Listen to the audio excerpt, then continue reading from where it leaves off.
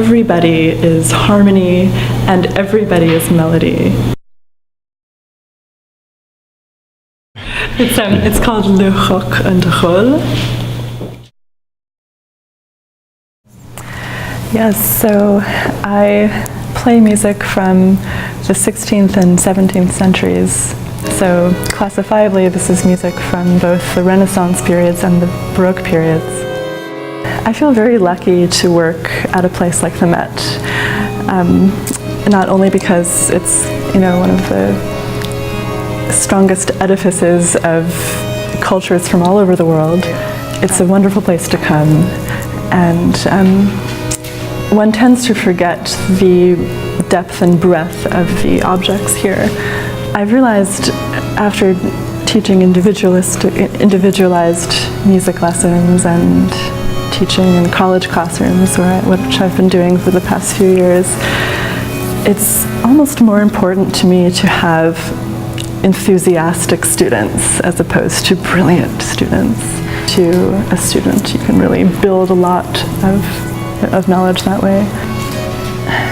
There's a lovely understated beauty, I think, in much of Renaissance music that maybe isn't overtly accessible, but after listening for a while, its beauty really emerges as something that is in some ways much more beautiful than a very bombastic, dynamic symphony from the Romantic period.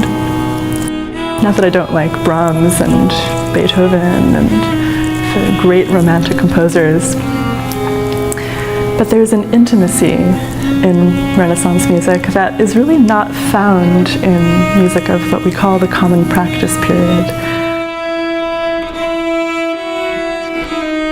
Exposure to the city's cultural offerings through my parents and my family really influenced my own yearnings, I think. Our earliest computer was just this sort of mysterious box that to me didn't really do very much, but there seemed to be so much under the surface. In some ways, like the piano. Good.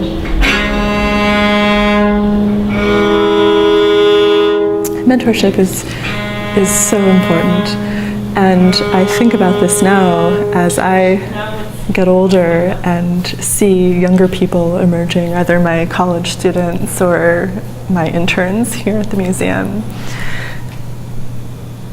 I so very badly want to be a good mentor to younger people because I had very good mentors myself and still do. And I've never been afraid of asking people for help. You need a support system that extends beyond your peer group. Start again? Sure. Here at the museum, we're constantly putting our content online, and with the hopes that this reaches audiences that can't readily come to New York and can't readily come into the galleries, but also with the hopes that it will foster a great amount of interest and bring them to New York and bring them to the museum. The internet is really, when used well, a fantastic platform for not only the dissemination of information, but for bringing communities together and really sparking conversations. I think my generation really lacks the sort of integrity that's needed to, or rather I should say, the courage that's needed to have conversations about the present